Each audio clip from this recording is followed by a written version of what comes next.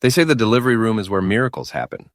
They don't mention the nightmares that can unfold under those sterile fluorescent lights, or how a single moment can shatter everything you thought you knew about your life. My name is Nick Renner, and I'm 40 years old. I manage Romano's, a mid-tier Italian restaurant in Briarwood, a picture-perfect suburban town where everyone knows everyone else's business. Or at least they think they do. I've been married to Marissa for 12 years, and we have 2 daughters, Ava, 8, and Jamie, 6. Had 2 daughters, I should say.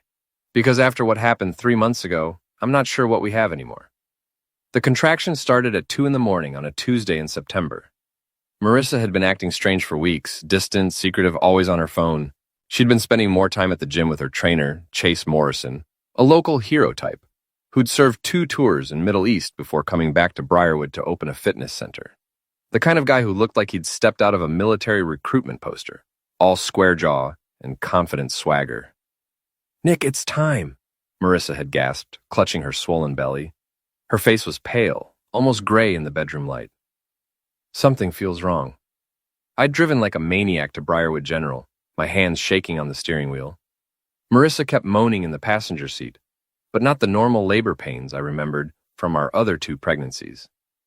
These sounded different, desperate, almost guilty.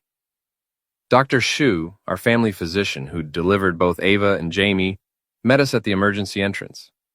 He was a nervous man on the best of days, but that night he looked like he'd seen a ghost. His hands trembled as he examined Marissa, and I caught him glancing at me with something that looked like pity. "Mr. Renner," he said quietly as the nurses wheeled Marissa into the delivery room. "Perhaps you should wait outside." "Like hell," I replied. "I was there for the other 2 births. I'm not missing this one." Dr. Shu's face went even paler. "I really think I'm staying." The delivery took 4 hours. 4 hours of Marissa screaming. Not just from pain, but from something else. Fear, maybe, or shame. She kept looking at me with these wild, desperate eyes like she wanted to tell me something, but couldn't find the words. When the baby finally came, the room went dead silent. Dr. Shu lifted the tiny form, and I saw his face drain of all color. His mouth moved silently, and I could have sworn he mouthed the words, "Run, just run." I stepped closer to get a look at my newborn child, and that's when I saw it. The baby was wrong, not just sick or premature, wrong. The limbs were malformed, twisted in ways that made my stomach lurch. The face was barely recognizable as human. It was like something out of a horror movie, a nightmare made flesh. "Let me see my baby," Marissa screamed, trying to sit up on the delivery table. "Let me see him." Dr. Shu quickly wrapped the infant in a blanket and handed it to a nurse, who rushed out of the room. Then he turned to me, his eyes wide with something between terror and sympathy. "Mr. Renner," he whispered, pulling me aside, "you need to leave. Now. Don't ask questions. Just go." But I had already figured it out. Standing there in that sterile room, watching my wife sob hysterically while the medical staff exchanged nervous glances, I knew with absolute certainty that the thing I'd just witnessed wasn't mine. It couldn't be. The timeline didn't add up, the features were all wrong, and most importantly, the gut feeling I'd been ignoring for months finally crystallized into cold, hard truth. Marissa had been cheating on me. The baby wasn't mine, and whatever genetic nightmare had just been born was the result of her affair with someone whose DNA should never have mixed with hers. I walked out of that hospital at 6 in the morning, got in my car, and drove straight to a 24-hour pharmacy. I bought a DNA testing kit, went home, and swabbed the inside of my cheek. Then I drove back to the hospital, sweet-talked a sympathetic nurse into letting me see the baby one more time, and got the sample I needed. 2 weeks later, the results confirmed what I already knew. 0% probability of paternity. I filed for divorce the next day and left a letter on our kitchen table. "Hope the child's real father takes care of you both. I'm done." I sold our house, moved in with my brother Tom, a detective with the Briarwood Police Department, and tried to figure out how to rebuild my life from the wreckage of 12 years of marriage. That's when the anonymous envelope arrived. Tom's apartment was a typical bachelor pad. Pizza boxes, empty beer bottles, and a couch that had seen better decades. But it was honest, which was more than I could say about the pristine suburban home I'd shared with Marissa. "You sure you're ready for this?" Tom asked, handing me a cup of coffee that could have stripped paint. He was 2 years younger than me, but looked older, with gray streaks in his dark hair and lines around his eyes from 20 years of dealing with the worst humanity had to offer. I held up the manila envelope that had been slipped under his door sometime during the night. No return address, just my name written in block letters. Ready as I'll ever be. Inside were a dozen photographs, all taken with a telephoto lens. Marissa and Chase in compromising positions, kissing in the gym parking lot, groping each other in his pickup truck, entering a motel room together. The timestamps went back 8 months, well before the pregnancy. But it was the note that really got my attention. You don't know the half of it. There's more, much more. A friend. Someone's playing games, Tom said, studying the photos over my shoulder. Question is, who? Does it matter? The evidence speaks for itself. Evidence of an affair, sure. But why send it to you now? You already filed for divorce. What's the point? I was about to find out. The next morning, I stopped by Romano's to handle the lunch shift. The restaurant had been my refuge for the past month, the one place where I could focus on something other than the smoking crater that used to be my personal life. But as soon as I walked through the door, I knew something had changed. Sarah Martinez, my assistant manager, looked up from the reservation book with an expression I couldn't quite read. Nick, we need to talk. She led me to the back office and closed the door. Sarah was 28, smart, efficient, and had been harboring what she thought was a secret crush on me for the past 2 years. I'd always pretended not to notice. She was a good employee, and I'd been married. The whole town's talking, she said without preamble. About you, Marissa, the baby, everything. Let them talk. It's not that simple. People are saying things, ugly things. She pulled out her phone and showed me a screenshot from the Briarwood Community Facebook page. The post had over 200 comments, all speculating about my marriage, my manhood, and my ability to satisfy my wife. The general consensus seemed to be that I was a pathetic workaholic who'd driven Marissa into Chase's muscular arms through neglect and inadequacy. Apparently, you're too tired to touch your own wife, Sarah read from the screen. And Nicole Peterson says you prefer adult content to the real thing. Nicole Peterson. Marissa's best friend and workout partner, a bottle blonde gossip who'd never liked me. Of course she'd be leading the character assassination. At least I'm not the only guy in town who prefers fiction, I said, though I'm starting to think reality might be more entertaining. Sarah almost smiled at that. There's more. Chase has been telling people you threatened him. Says you're unstable, possibly dangerous. That was interesting. I hadn't threatened Chase yet. But if he was already playing the innocent card, it meant he was worried about something. What else are they saying? That Marissa's better off without you. That Chase is a real man who knows how to treat a woman. That you're having some kind of breakdown and shouldn't be around the kids. The kids. That hit me like a punch to the gut. Ava and Jamie were staying with Marissa at her sister's place while the divorce proceedings dragged on. I got to see them twice a week. Supervised visits that felt like torture sessions. There's something else, Sarah continued. I was at the gym yesterday just trying to get some information, you know? And I overheard Marissa talking to some of the other women. She was graphic about Chase, about what he does to her that you supposedly never did. My jaw clenched. How graphic? Let's just say she went into detail about his stamina and her needs. Made it sound like you were some kind of monk who'd rather work than... I get the picture. But as humiliating as it was, the gossip also gave me an idea. If Marissa and her friends wanted to play dirty, I could play that game too. I'd spent 12 years watching this town's rumor mill in action, seeing how quickly reputations could be built or destroyed by the right whisper in the right ear. It was time to start my own investigation. That evening, I parked across the street from Gold's gym and waited. Chase's pickup truck was in the lot, along with Marissa's Honda. Through the floor-to-ceiling windows, I could see them working out together, or pretending to. Mostly they were talking, their heads close together, occasionally touching in ways that made my stomach burn. At 9 o'clock, the gym closed. Chase and Marissa came out together, but instead of getting in separate cars, they both climbed into his truck. I followed at a distance as they drove to the other side of town, to a rundown strip mall that housed a 24-hour laundromat, a check cashing place, and a dive bar called Murphy's. They went into the bar and didn't come out for 2 hours. When they finally emerged, they were both drunk and all over each other. Chase pushed Marissa against the side of his truck and kissed her like he was trying to devour her face. Her hands were everywhere, grabbing at his shirt, his belt, his... I'd seen enough. I was about to drive away when I noticed something else. Chase's truck was parked in a handicapped space, and there was no permit hanging from his rearview mirror. A small thing, but it gave me an idea. I called Tom. "I need a favor," I said when he answered. "And before you ask, it's completely legal." 20 minutes later, a police cruiser pulled into Murphy's parking lot. Tom got out, wrote Chase a ticket for parking in a handicapped space, and then, because Chase was drunk and belligerent, administered a field sobriety test. Chase failed.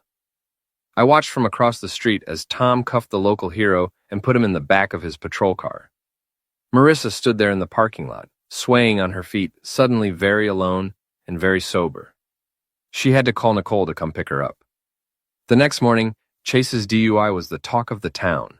His mugshot was posted on the police department's Facebook page, where it collected dozens of comments from shocked neighbors and disappointed gym members. But the real payoff came that afternoon when I stopped by the gym to check on Marissa and make sure she was okay after the traumatic experience of seeing her friend get arrested. I found her in the women's locker room, crying into a towel while Nicole rubbed her back and made soothing noises. "It's not fair," Marissa sobbed. "Chase is a good man. He doesn't deserve this." "I know, honey," Nicole cooed. "Nick probably set the whole thing up. He's vindictive enough." I cleared my throat from the doorway. Both women spun around, their faces going pale. "Ladies," I said with my best concerned husband smile, "I heard about Chase's little mishap last night. Terrible thing. I hope he gets the help he needs." Marissa's eyes flashed with anger. "You did this." "Did what?" "I was at home with Tom, watching the game. Ask him yourself." Which was technically true. Tom and I had been watching the game, right up until I called him about the handicapped parking ticket. "You're pathetic," Nicole spat. "Spying on your own wife like some kind of stalker." "Ex-wife," I corrected. "And I wasn't spying. I was just out for a drive and happened to see Chase's truck in a handicapped space. As a concerned citizen, I felt obligated to report it." The look on Marissa's face was priceless. She knew I was lying, but she couldn't prove it. More importantly, she was starting to realize that her boring, predictable husband might not be as harmless as she'd thought. "Stay away from us," she said. "I'll do my best. But you know how small towns are. People talk, and sometimes the truth has a way of coming out." I left them there, stewing in their own paranoia, and drove home with the first genuine smile I'd felt in months. But that night, I found something that wiped the smile right off my face. I was going through the last of Marissa's belongings, stuff she'd left behind in her rush to move out, when I found her old gym bag buried in the back of our bedroom closet. Most of it was typical workout gear: sweaty sports bras, protein powder, hair ties. But at the bottom, wrapped in a dirty towel, was a cheap burner phone. The phone was still charged, and it wasn't password protected. Marissa had always been careless with technology. What I found made my blood run cold. Hundreds of text messages going back almost a year. Not just with Chase, but with other men. Lots of other men. The messages were explicit, graphic, and left nothing to the imagination. Marissa had been running what amounted to a one-woman escort service, using the gym as her base of operations. But it got worse. Some of the messages were from men I knew.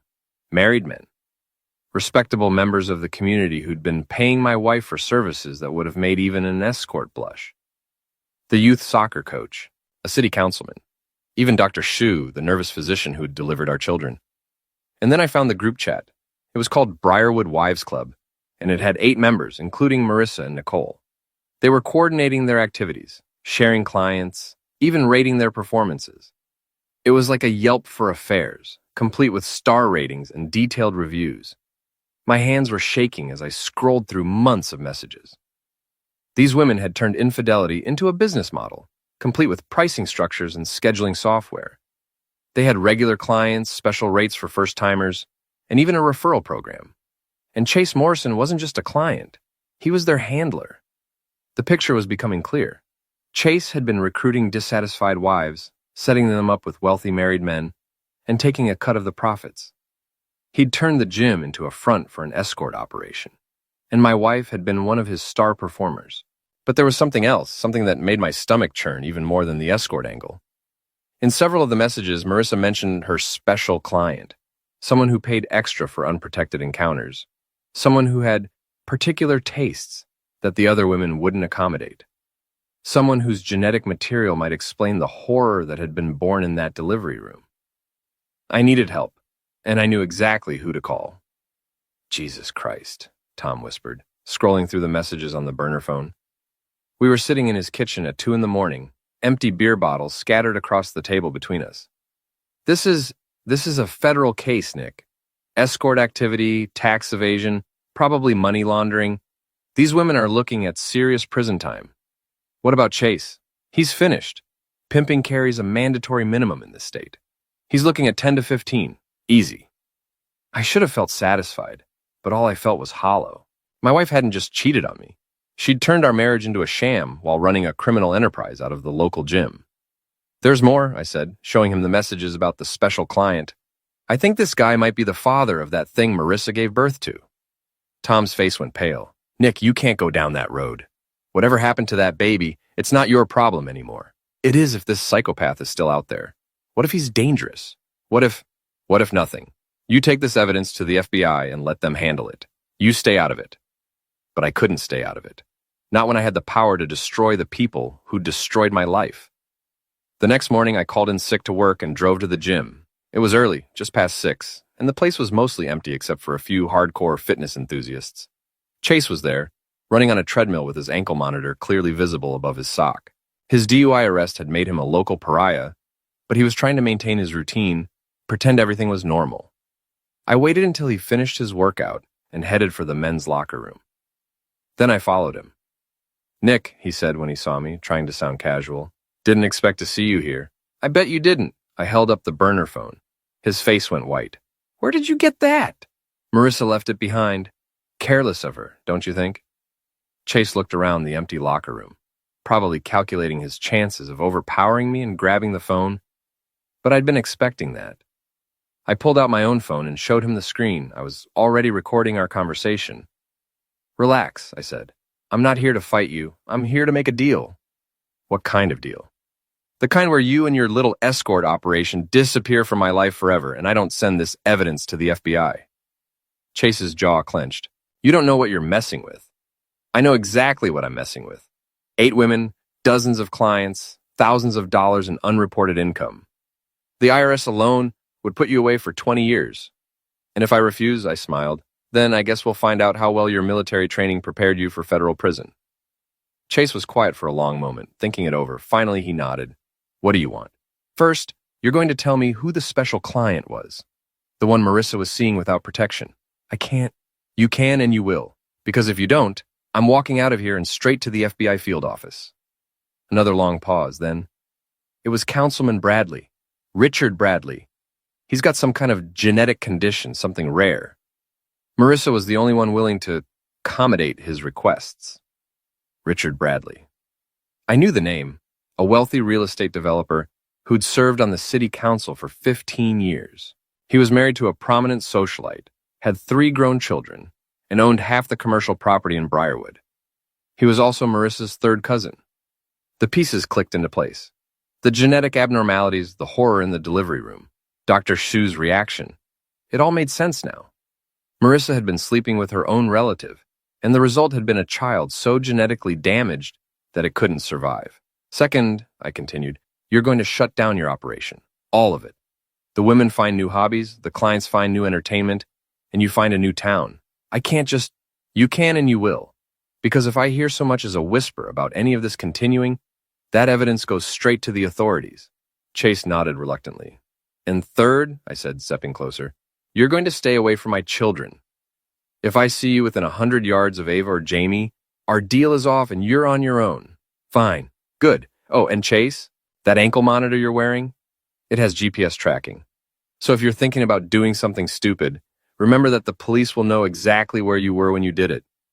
I left him standing there in the locker room, probably wondering how his life had gone to hell so quickly. But I wasn't done.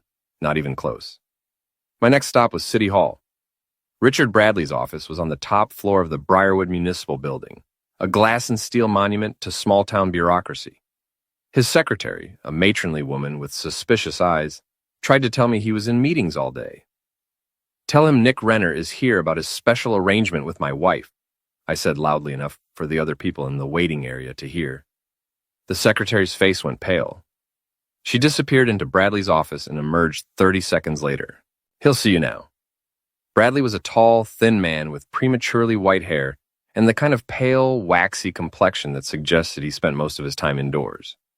His office was decorated with awards, photographs of him with local dignitaries, and a large portrait of his wife and children. "Mr. Renner," he said, not bothering to stand or offer his hand, "I understand you have some concerns." "You could say that." I placed the burner phone on his desk and watched his face crumble.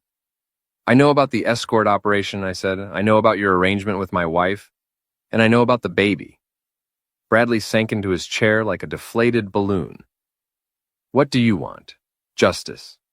"If this is about money, it's not about money, it's about consequences."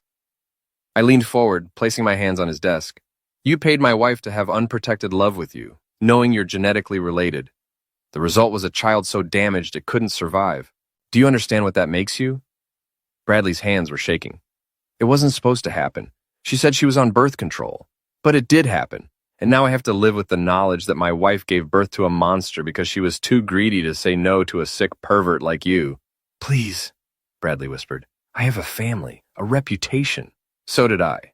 I stood up and walked to the window, looking down at the town square, where normal people were going about their normal lives, oblivious to the corruption festering in their local government. "Here's what's going to happen," I said without turning around. "You're going to resign from the city council, today. You're going to cite health concerns or family obligations or whatever excuse you want, but you're done." "I can't." "You can and you will. Because if you don't, I'm going to the newspapers with this story, all of it. The illegal escort business, the incest, the genetic nightmare you helped create. How do you think that's going to play in the local media?" Bradley was quiet for a long moment. Then, "What about the others? The other men who were involved? That's not your concern anymore. And the evidence? Stays with me, insurance policy." I turned back to face him. "Oh, and Bradley, if you ever contact Marissa again, if you ever come within a mile of my children, if you so much as drive through my neighborhood, I will destroy you, completely and permanently. Are we clear?" He nodded, unable to speak. I left City Hall feeling like I'd accomplished something, but the satisfaction was short-lived. As I walked to my car, my phone buzzed with a text from an unknown number. "You're making a lot of enemies. Be careful. A friend." The same person who'd sent the photographs. Someone was watching, keeping track of my progress, maybe even helping from the shadows. But who and why? I was about to find out. That evening, I got a call from Tom. "We need to talk. Meet me at Murphy's in an hour." Murphy's was the same dive bar where I'd watched Chase and Marissa grope each other like teenagers. It seemed fitting. I found Tom in a back booth, nursing a beer and looking troubled. "We have a problem," he said as I sat down. "What kind of problem?" "The kind where my little brother is interfering with an ongoing federal investigation." My blood went cold. "What are you talking about?" "The FBI has been watching Chase Morrison and his operation for 6 months. They were building a case, gathering evidence, preparing for a major bust. And then you showed up and started blackmailing their targets." "How do you know this?" "Because Agent Sarah Coleman called me this afternoon. Seems they've been monitoring Bradley's phone calls. And they heard every word of your little conversation. Agent Sarah Coleman. My assistant manager, Sarah, who'd been so helpful with information about the gym gossip, who'd been harboring a crush on me for 2 years, who'd been perfectly positioned to watch and report on everything I'd been doing. She's FBI? Undercover. Has been for months. She was using her position at the restaurant to get close to you, hoping you'd lead them to evidence about Marissa's activities." I felt like I'd been punched in the stomach. So everything she told me was designed to manipulate you into doing exactly what you did. They needed someone with access to Marissa's personal effects, someone with motive to dig deeper. You were the perfect patsy. And now they want to meet with you, tonight. They're offering you a deal.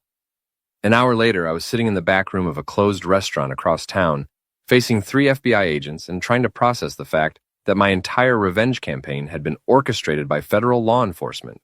Agent Coleman looked different without her Romano's uniform. More professional, more intimidating. She was flanked by 2 older agents who introduced themselves as Special Agent Martinez and Special Agent Thompson. "Mr. Renner," Agent Coleman began, "we appreciate your cooperation in this matter." "Cooperation? You manipulated me. We guided you toward evidence that was already there. The escort operation, the money laundering, the corruption, none of that was our creation. We just helped you find it. And now you want me to testify. Agent Martinez leaned forward. We want you to finish what you started. We have enough evidence to arrest everyone involved, but we need someone on the inside to help us catch them in the act. What kind of act? Tomorrow night, there's going to be a party, Agent Thompson explained. High-end clients, multiple women, enough evidence to put everyone away for a very long time. We need you to get us inside. How? Agent Coleman smiled. Leave that to us. The party was at a mansion on the outskirts of town owned by a pharmaceutical executive who'd been one of Marissa's regular clients. The FBI had been monitoring his communications for weeks, and they knew exactly what was planned. 12 wealthy men, 8 women from the escort operation, and enough illegal activity to fill a federal indictment. My job was simple. Get inside, plant recording devices, and get out before the arrests began. You don't have to do this, Tom said as we sat in the FBI surveillance van a block away from the mansion. You could just walk away, let them handle it. I can't walk away, not when I'm this close to getting justice. Justice or revenge. What's the difference? Agent Coleman handed me a small device that looked like a car key fob. This will activate recording equipment we've already placed inside the house. Just press the button when you get to the main room, then leave immediately. What about Marissa? What about her? Will she be there? Yes, along with Chase, Nicole, and the other women. They're all going to be arrested tonight. I should have felt satisfied, but all I felt was empty. After months of plotting and scheming, it was all going to end with a simple FBI raid. No dramatic confrontation, no moment of triumph, just handcuffs and federal charges. There's something else, Agent Coleman said. We know about your conversation with Councilman Bradley. He's agreed to cooperate in exchange for reduced charges. What kind of cooperation? He's going to testify about his relationship with your wife, all of it, including the circumstances surrounding the birth of your child. The child. I'd been trying not to think about that horror, but it kept creeping back into my thoughts. Whatever genetic nightmare had resulted from Marissa's relationship with her cousin, it was going to become public record. The media's going to have a field day, I said. Probably. But that's not your problem anymore. Agent Coleman was right. It wasn't my problem. Marissa had made her choices, and now she was going to face the consequences. I was just a bystander, a pawn who'd been used by both his wife and the FBI to achieve their respective goals. But as I walked toward the mansion, I realized I didn't want to be a bystander anymore. The house was massive, a Georgian colonial with white columns and manicured gardens. Expensive cars filled the circular driveway, BMWs, Mercedes, even a Ferrari. Through the tall windows, I could see people moving around inside, drinks in hand, everyone dressed like they were attending a charity gala instead of an illicit private gathering. I used the key code Agent Coleman had given me to enter through a side door. The house was even more impressive inside, marble floors, crystal chandeliers, oil paintings that probably cost more than my annual salary. Classical music played softly from hidden speakers, and the air smelled like expensive cologne and cigar smoke. I found the main room easily enough. It was a large space with leather furniture arranged in cozy conversational groupings, a wet bar along one wall, and floor-to-ceiling windows overlooking the gardens. About 20 people were scattered around the room, talking and laughing like this was any other high society gathering. That's when I saw her. Marissa was standing near the bar, wearing a black cocktail dress that showed off the figure she'd worked so hard to maintain at the gym.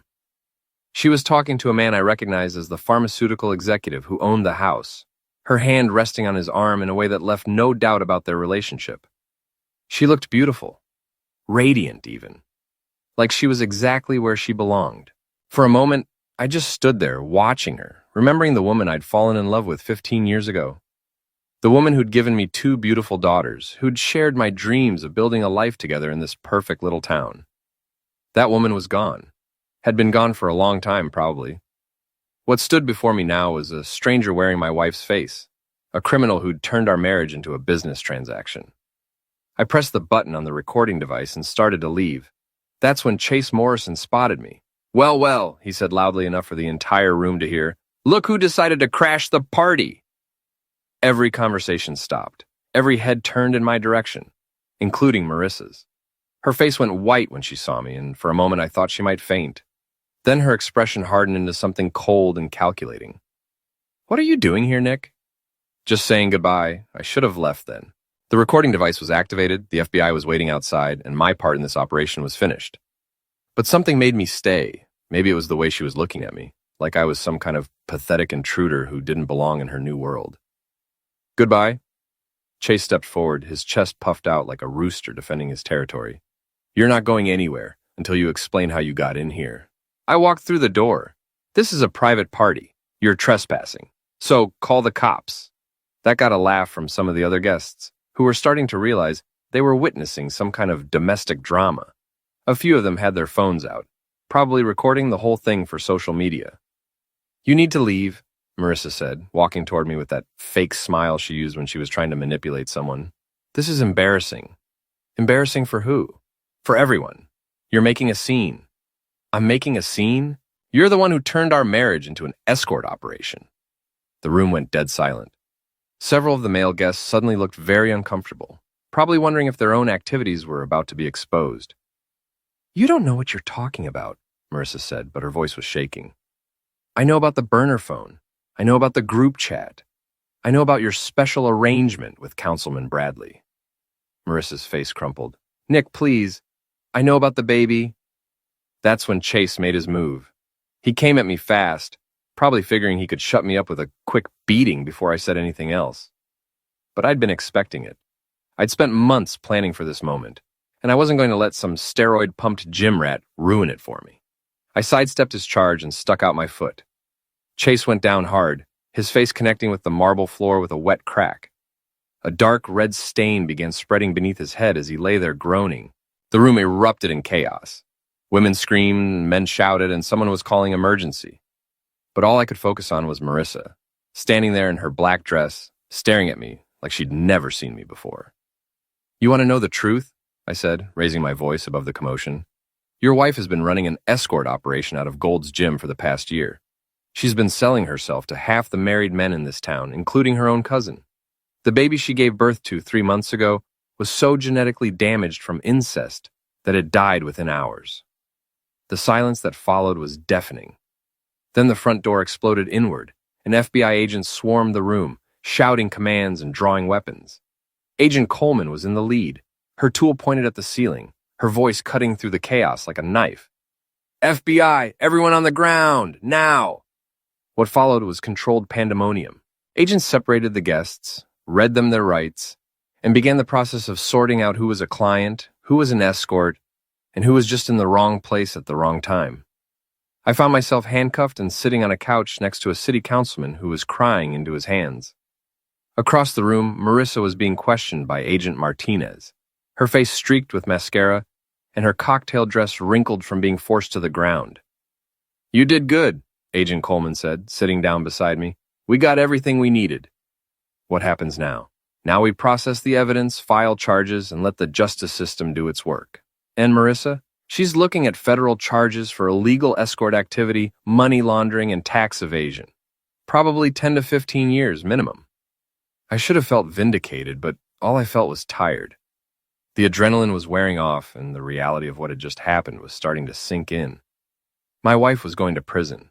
My children were going to grow up knowing their mother was a convicted felon, and I was going to have to rebuild my life from absolutely nothing. There's something else, Agent Coleman said.